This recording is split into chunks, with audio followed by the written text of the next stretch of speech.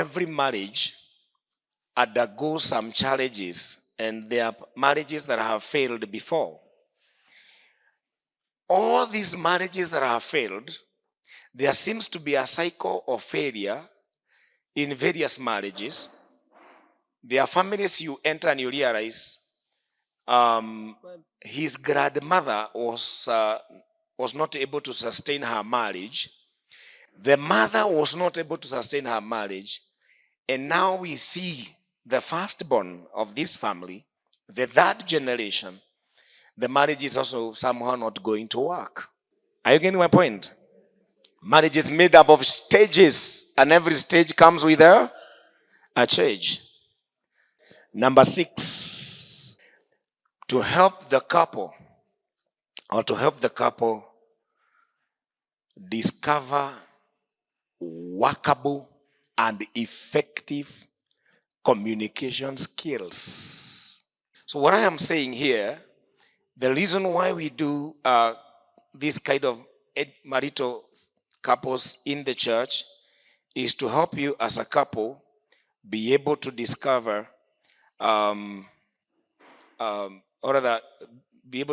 workable, effective communication skills. Number 7 is to help you discover areas of potential problems. Areas of potential problems, and also know how to deal with them. You know, there are some areas of potential problems in the marriage. Areas of potential problems. There are buttons in the marriage you touch and you see dust and you never knew. Isn't it? Are we together, friends? Because marriage is like a story I read that one guy mwenye alikuwa anaosha ndege akakuta kitabu imeandikwa kwa cover jinsi ya kuendesha ndege. Anaambiwa first switch on the engine. Number 2, press the button to start moving. Number 3, press this button to fly.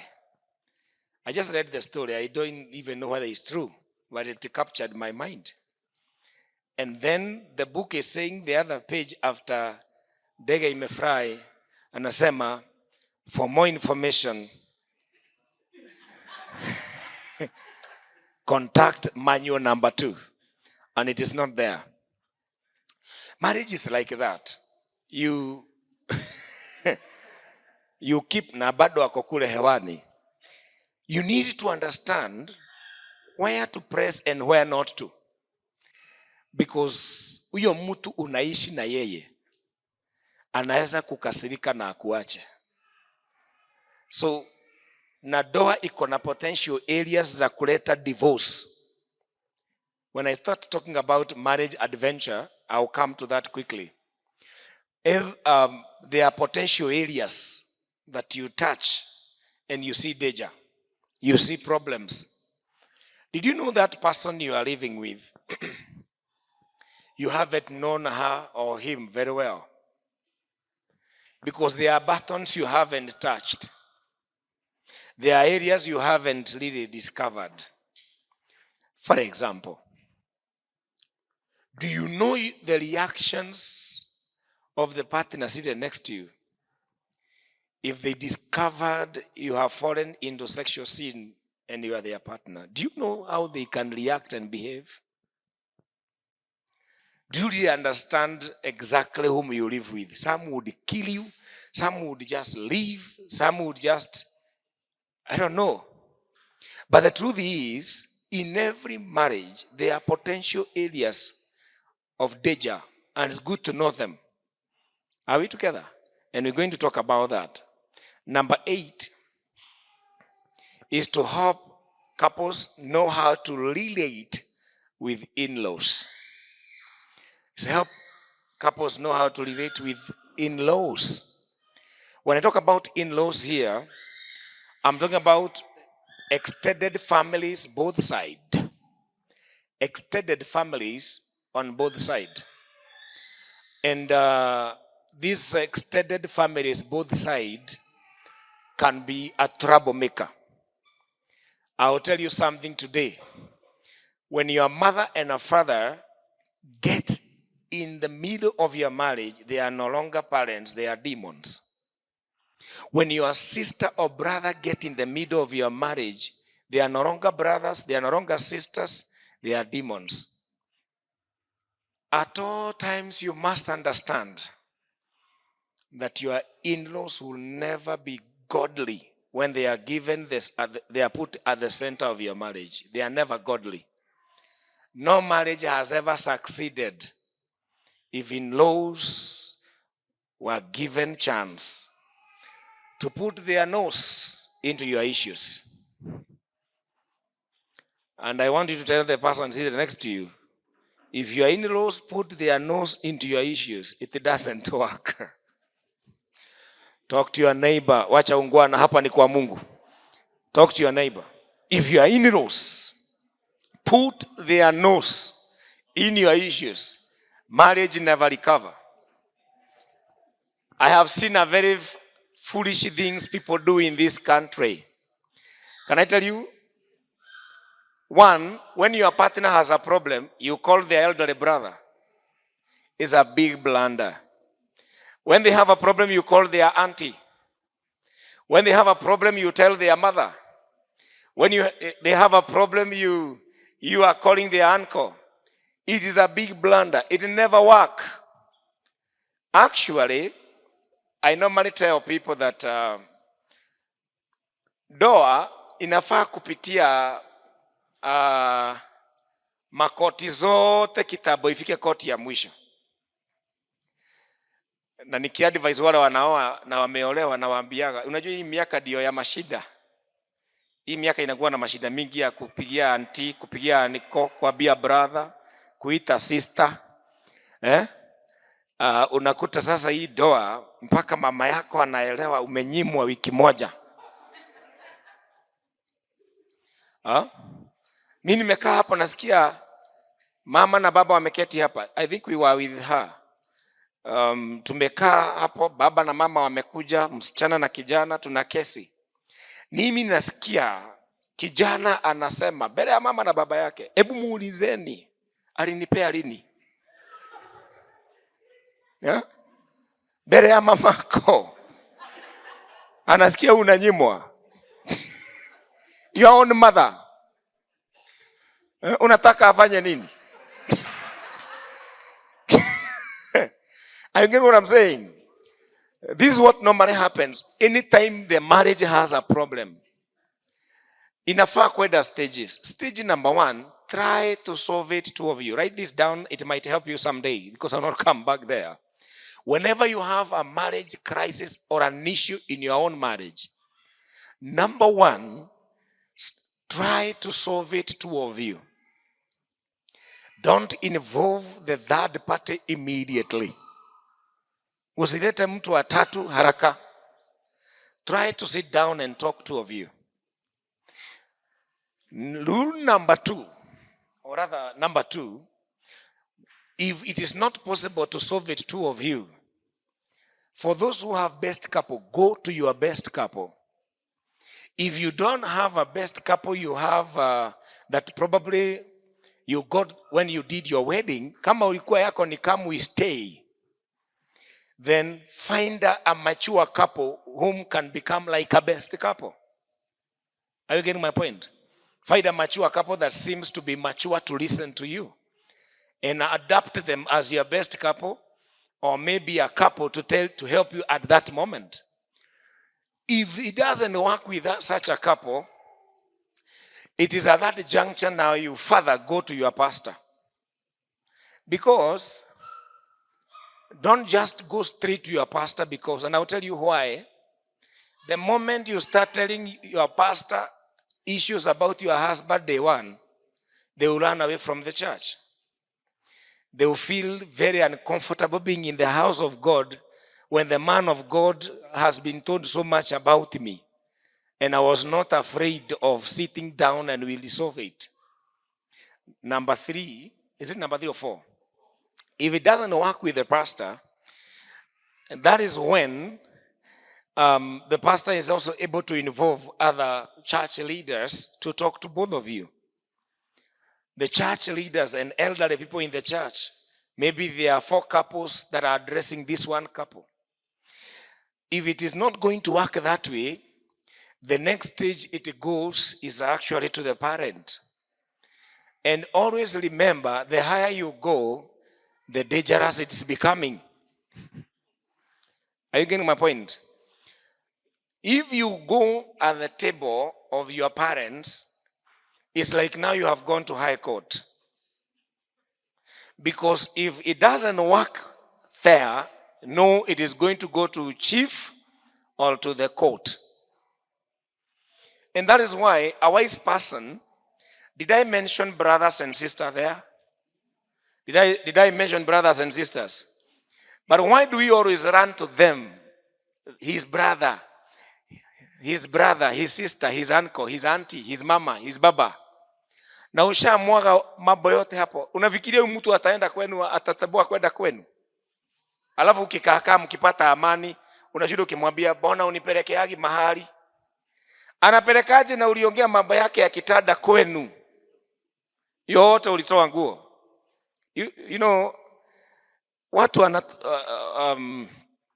wanatoanaga nguo alafu wanafikiria sasa ile utanivalisha. Watu wale walisikia hii mambo yote watanivalisha. Watakuwa wananiona mahali tuliwekea koma. Maana tukiongea hawakuwa. I always say it's foolishness to bring third parties to understand your issues.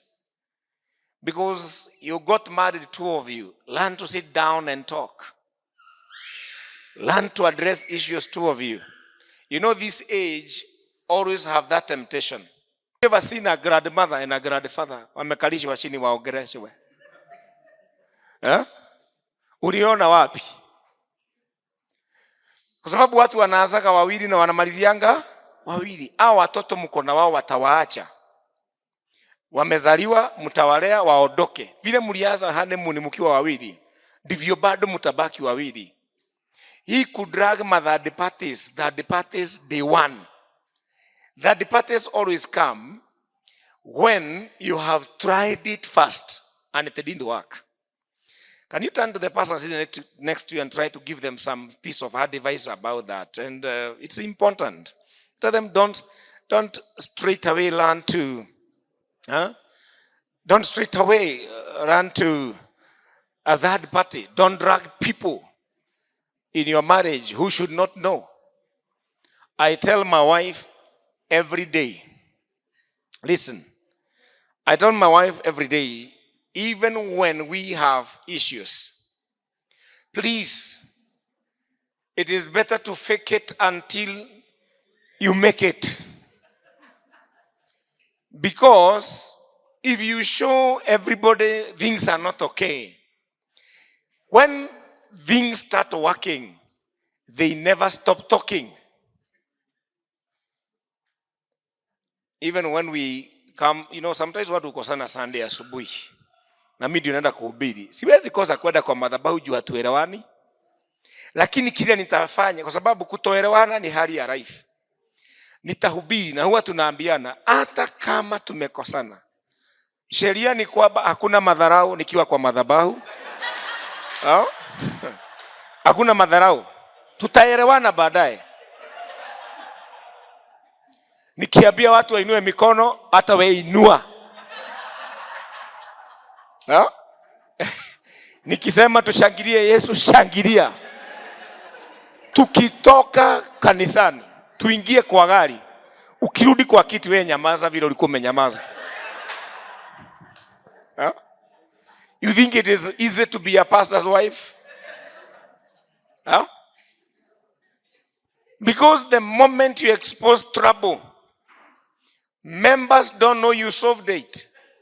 They keep on saying, na vile wana nuniananga, na vile wana kuanga. And the same case applies to you. That you don't have to help everybody understand you are not in good terms. By the way, it's foolishness. Because huyo mtu amuachani, mateso ni ya nini? Madharau ni ya nini? Na hamuachani. Can I hear an amen? In-laws hawahitaji kuambiwa mambo zenu. And this is how you deal with your in-laws. Let me give you one tip. When you realize that your family can really fight your wife, or the other family fight your husband, this is what you normally do. Because wewe kwenu ni kwenu. Wazazi wakupenda wasikupenda ni wao walikuzaa. Wewe una shida. Na damu ni nzito kuliko maji. So wewe uko sawa. Lakini your partner kwenu anakuwa ndiye shida. Sawa? Sababu tangu muoane misaada haikuji. Uendagi nyumbani more often ile vile ulikuwa unaenda. Ile msaada ulikuwa unatuma ulipunguza. Saa ingine hata hutumangi. Juu ulikuwa unatumia mke wa mtu ambaye ni mama yako. Sasa mke mwingine amekuja. Na yeye anafaa kutumiwa na kupewa. Si lazima yule mke mwingine sasa uachie mwenyewe. Na yeye ashughulike na mtu wa hapo ndio kelele inaanzanga. Kwani alioa mtu wa aina gani? Tangu na ania aoe. Huyo mke ameharibu kijana wetu. Huyo mama ameharibu. Yaani unasikia stories aina hiyo. But let me tell you something. The easiest way to deal with that, and we did it and it works. I no longer help my family. Anything they need, it's my wife who help. And let me tell you something. I don't go back to my pocket to give to my father or my mother. When they ask me for anything, I say, let me talk to my wife. I'll get back to you. Then my wife calls. Nimesikia mnahitaji. ABCD wanatuma. Yeye ndiye anapeleka shati, anapeleka tai, anapeleka tu vitu. Sikubuki ile siku nilinunua gift nikapeleka nyumbani. Iliishanga. Sasa nasikiaga wakisema, wewe kido hilo nimetumia. Yaani wewe kitu ulipewa ni mke. Na hakuna kitu mzuri kama mzazi wako, dada zako, ndugu zako wakianza kusema you have a good wife. Si umewashida. Naye kwao, na ninasema hivyo mbele ya Mungu aliye hai. Kwao nyumbani hajawahi peleka kitu. Tangu ni muoe. Mimi ndiye hupeleka. Siku moja Joshua alilia. Ananiambia oi Kai. Uliona uniletee kijana wa aina hii kwangu. Nikasema hapa tulishinda. Are you getting my point? Sasa si mimi kwao lazima aheshimike. Kwa sababu kumnyima heshima ni kumaanisha mume wake huko haku. Na mimi lazima niheshimiwe kwao. Kwa sababu sasa msaada wote hata upatikani kwake na ni yeye wao. Si uniabirie jirani yako kutumianga akili saa nyingine inasaidianga. Inasaidia. You know what I'm saying? You don't have to be, every time your parents have a need, you rush. And they never see your wife in the picture. She will never be honored. She will never be respected. And she will always be a threat. And when you struggle to afford anything for your parents, they say, huyo mtu mwenye aliolewa na yeye, huyo kijana alimuoa, ni amefanya akujagi na haletangi. It's helping the families to understand how to deal with in-laws. May I repeat and say, when in-laws get at the center of your marriage, they are no longer in-laws. Are you together? They are intruders. They are no longer in-laws, they are intruders. And they behave like the enemy. There is no day your mother will ever say you are bad, even when you are bad. Mkienda kesi ya mama na baba, ni mtoto wao anashindaga kesi. Koti ya mama na baba, lazima mtoto wao ashinde. hata wakati dhambi zake zinaonekana hivi, utasikia wakisema Njeri witũ ndakoragwo ũguo. Masi wetu hatukumlea na hii mambo unless Njoroge unadanganya. Hatukumlea namna hiyo. Hiyo ndio koti ya mzazi, hainaga haki, inakaa koti ya Kenya. Yeah? I get what I'm saying. Unaweza kukuwa na my evidence na uambiwe ni hot air. Now, number what? Number 9 is to help the couples develop a plan for their finances. Is to help the couple develop a plan for their finances. You know, every marriage, there is money, either little or more of it, isn't it? Sometimes when people come together in the marriage, there are scenarios. We call them financial scenarios in the marriage. Scenario 1, 2 of you don't have money. You are trusting God for one of you to get a job. Scenario 2, and that's a very difficult marriage because the only thing that marriage has in plenty is love, because everybody needs encouragement. Tutatoboa tu. Ni kweli. Ushaikutana nyote hamuna kitu, unasikia ile encouragement inatoka hapo. Yeah? Kwa sababu kila mtu anahitaji kutiwa moyo. Unanielewa? Scenario 2 is when one couple, one partner is the source of the family. And you realize when you are a source of the family, it becomes really challenging to know how to handle the other partner who doesn't work, and how the one who is not working should handle you who is working. Sometimes it's really a challenge. It's really a challenge. I'm working, you are not working, but you can't handle me. Did you realize I give an example of a family where a wife is working and the husband is not working? I always say that marriage is unique and challenging. Very unique and challenging. Because there are very few women who can really support their families when the husband is not working and remain okay. It's very hard for women to do that. Huh? You know, unasimamaka hata kwa stage unakaa hivi unangojea matatu, nasikia mama akisema, "Akizi magari zimekaa na mimi ndiye breadwinner." No akoria.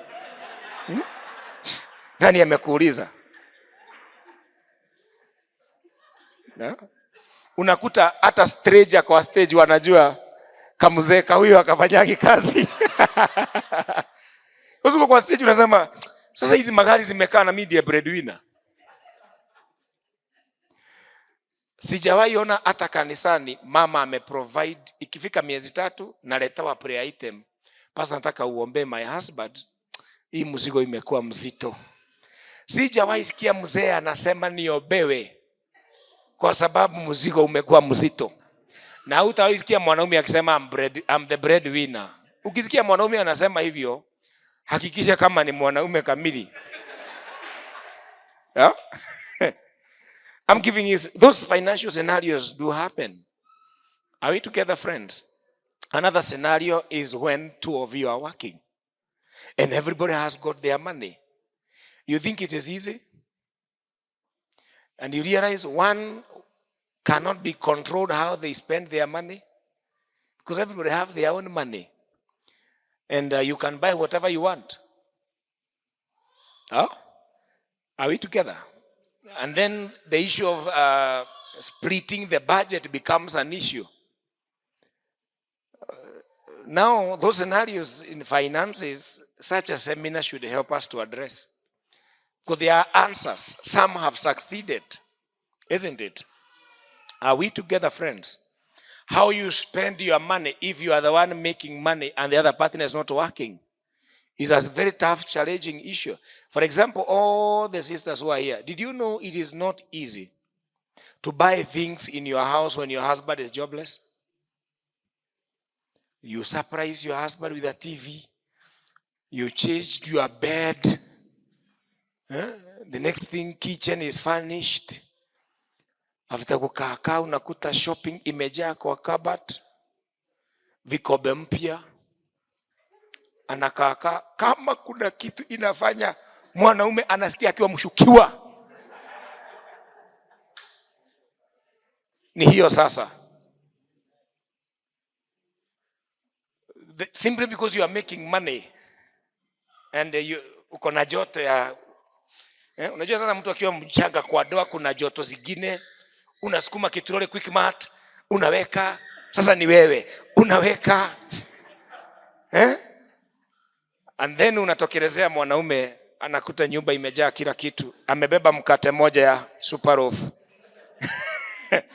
Boy shout anasikiaga kujinyonga. Can you ask the man sitting next to you, is it easy to handle that? They will tell you it is never easy. Really challenging. Wanaume hoi. Am I speaking the truth? It's really challenging. Atunakuta godoro yako mama amenunua mzuri. Hata ukiwa unalala hapo.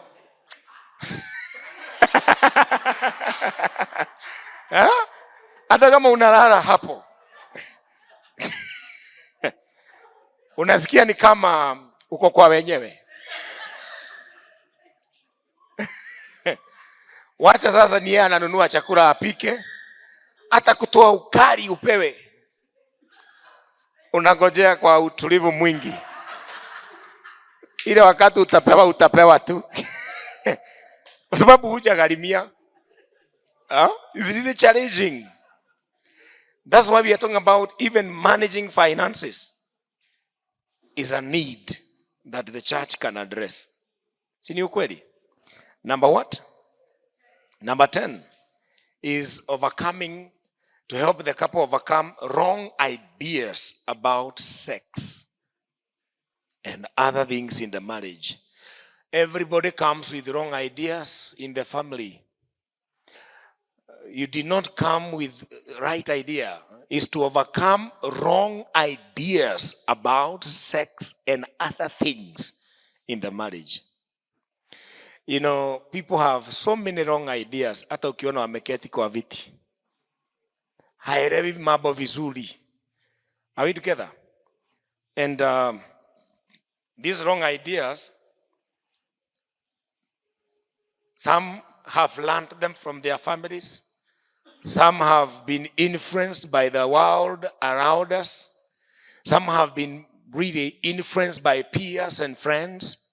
And some just think like that. And it's good to understand there is an attitude and also mindset adjustment that is needed in every marriage.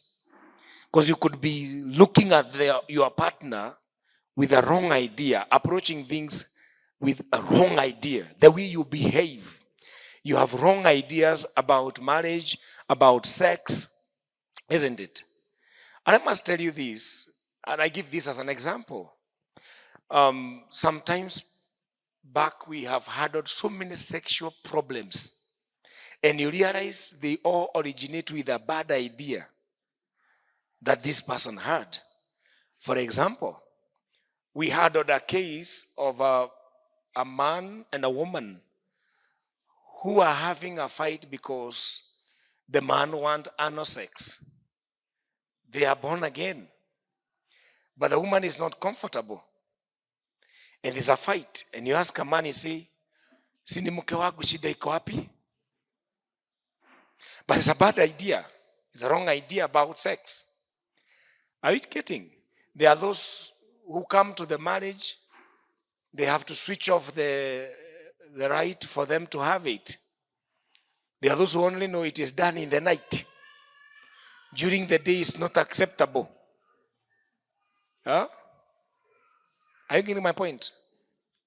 When we were planning for our wedding, we went to look for couples. I had not met a woman, she had not met a man before. We were very fresh in these things. And we met a couple to counsel us. And we decided, the issue of sex and marriage, whom do we go to? We chose a person. And when we went to them, the first thing they told us, isi wasubue, simununue tu CD ya pornography, mkiwatch mutaelewa. Na mimi nasikia akiuliza mke wake, ile CD yetu iko wapi? Okagai. But imagine this is people who are born again. You see, they have a wrong idea about sex. You cannot watch pornography to improve your sexual life. Isn't it? So you find some families wako na hizo ma-CDs kwa nyumba. Wengine wana watch as a couple. But you don't understand, you are not going to behave the same way after watching. Either both of you will continue secretly, or one of you will continue secretly. And it will cause havoc in your marriage. Some of the ideas we come with in the marriage are very wrong. Very wrong ideas. Are we together? Some think it's all about sex in marriage, and then you realize that it's not like that. Right? So, number 13, is it 13 or 12? Number 11 is to help couples help others in the marriage. Is to help you help others who need help. Every marriage need a helper. And if all of us are helping one another in the marriages, it can be very helpful. But I don't know whether you have ever found a family that has a problem, or you had a problem and you found a couple. Ati amekufanyia nini? Aki angai mtu hawezi nifanyia kitu kama hiyo. That's how people talk. But we need to get people to a place where they can say, can you sit down here? We talk. Please tell me what happened. And then you say, is your husband or your wife willing?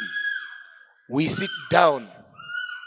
Is your husband or wife willing to sit down? We talk about it. And you help them. Are we together? You need to understand that you need to help other married people in the future. That's why you attend this kind of training. You also need to understand number what? Number 12. Number 12 is to be a role model in the society and in your family. Why you attend this kind of seminars is for you to become a role model in your family. Because your family need someone to say, yes, marriage work. Did you know sometimes our families doesn't have a role model?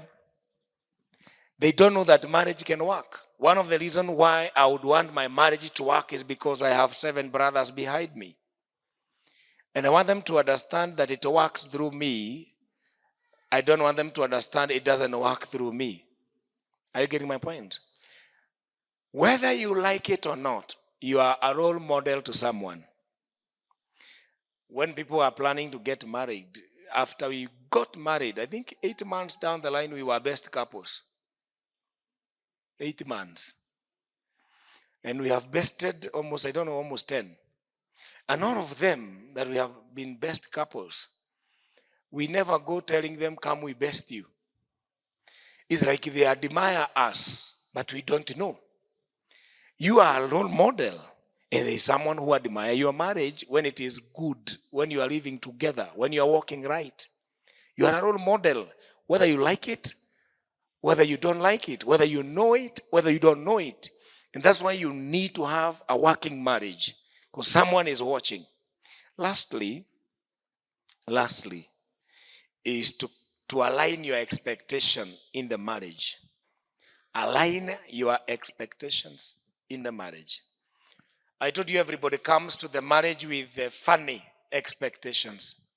Nikiolewa, nitakuwa naoshwa, napanguzwa, nabebwa, naangushwa kwa kitanda. Puh.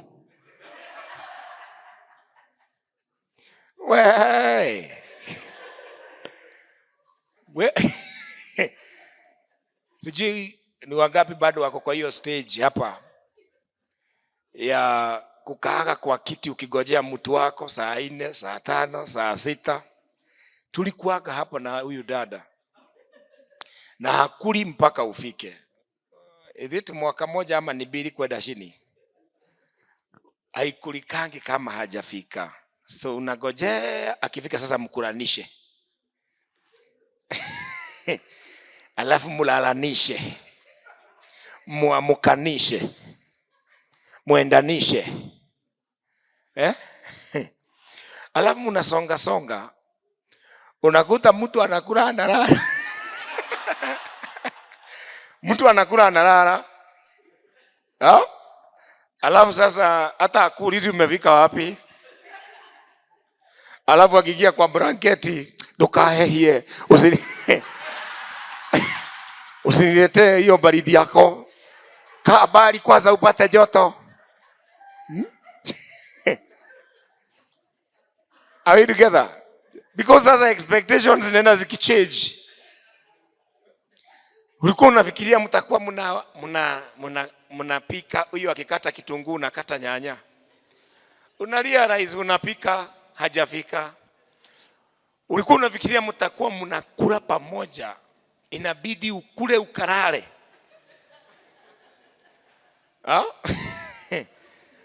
Are we together? Ulikuwa unafikiria kwamba ati wakati mtakuwa mnakulia sahani moja, kila mtu anaanza pande yake. Tulijaribu hata sisi na tukaenda, tulikuwa na kisinia. Mnamwaga yote hapo, kila mtu kona yake. Sasa sijuagi iliishiaga wapi. Hata saa ingine sijui kama amekula ama hajakula, nakuta ako sawa. Ukiuliza Mr. Mutuku atakwambia. Unasikia mtu akiulizwa we muhotu. Utakula. Unaweza utakula kwa sababu sio lazima ukule.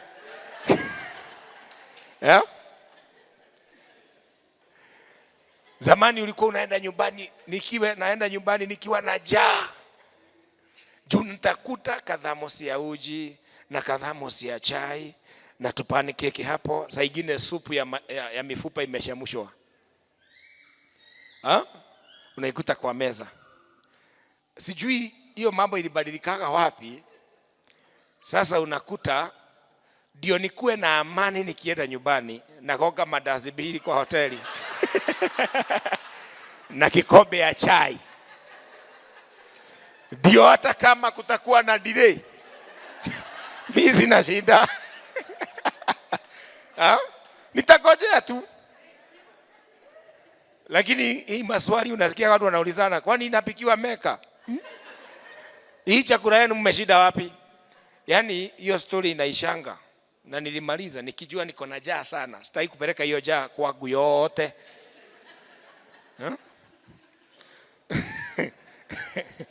Lakini tukiwa wachanga unapeleka tumbo ikiwa empty nyumbani. Juu kadhamosi ya uji, kadhamosi ya chai, Lakini sasa amekuwa busy. Na mimi nimekuwa busy.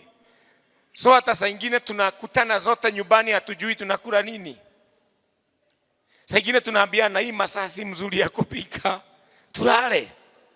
Mnaingia kitandani tupu na mjaijua hiyo maneno. Hebu niulize jirani yako kama expectations zako zinaendelea kukua fulfilled.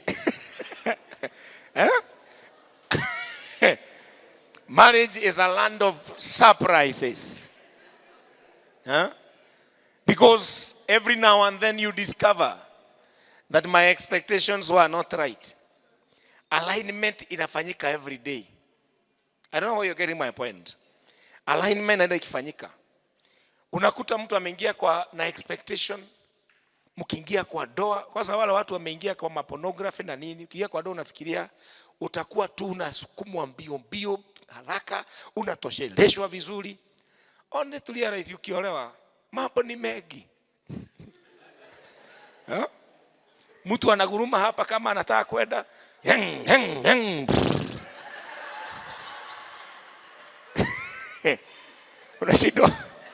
Unashindwa gai. Kwani kuna kuanga hivi? Because expectations zako zilikuwa too high and abnormal. Too high and abnormal. You start realizing huyo mtu anachokanga, lakini ulikuwa unafikiria hachokangi. Ulikuwa unafikiria ni mtu ambaye atanifurahisha. Napiga duru, maneiba wanaamuka. Unakuta hata hakunaga duru. Ya? Ni mtu anajikakamua hapo, juu gari imechoka. Stress zimejaa kwa kichwa. Kazini kuna stress. Anagurumisha gari kitaka kuondoka. Unasikia betri imeenda chini. Hana shida. Alafu naanza kuelewa, mimi sikuwa nafikiria naolewa na mtu anakaa hivi. Ulikuwa unafikiriaje? I never expected this way. Mtu wa Mungu, alignment ya expectation is needed. Because you can have abnormal and too high. Most of the time is too high and abnormal. You get the point? Where you expect upelekewe maji kwa bafu kila wakati. Saa ingine uoshwe mgongo. Ugwaruzwe mgongo. Utoke hapo upakwe mafuta. Sijui nini. Unaanza kulia rais, mtu wa Mungu. Chukua karai. Kama wewe ndio umeamuka mbele, edaga ukaogage, nipikage chai. So utafute maji mahali iko uogage. Na si ati unadharauliwa. Ni maisha inafikaga mahali. Unaanza kurealize hata yule unataka kubebea maji ni mtu. Na anachokanga. Alafu unaanza kurealize akipika chai nimsaidie kwenda na hii maji kwa bafu. Na yeye akioga nipasage nguo zangu. Wakati navaa na yeye apase zake. Saa ingine inafanyikaga hivyo. Na kuna wakati unapasiwa. Natengenezewa zote nawekewa hapo. Na kuna wakati ni mimi nitauda. Na sina hasira. Ni kuangalia na angalia amechoka, ametoka maombi saa hii. Sasa huyu kuamsha ni madharau. Wacha nijisote. Alafu unachomoka unaenda unamwambia bye bye. Umezoea. Unajua watu wakianza, mimi nakumbuka hizo siku za kwanza ambazo unaingia kwa mlango unasalimiwa, unapewa kiss, unaambiwa karibu. Unatolewa koti. Viatu, kitambaa uketi, unaambiwa twende uoge kwanza. Unakuta maji ni moto, kalikuwa kasiku kwa hivyo hakukuwa shawa. Iliwomishwa ikawekwa kwa madhamos. Mzee anakuja. Alafu sasa unakula, unawekewa chakula hapo, unakula vizuri. Saa hii unakuta akiingia na yeye ndio unaingia. Hiyo maji yenye unatafuta hata yeye anataka kuoga. Hiyo mgogo unataka igwaruswe hata yake inahitaji. Unaanza kurealize you have to align your expectations. Bwana asifiwe. And for that session I stop there first.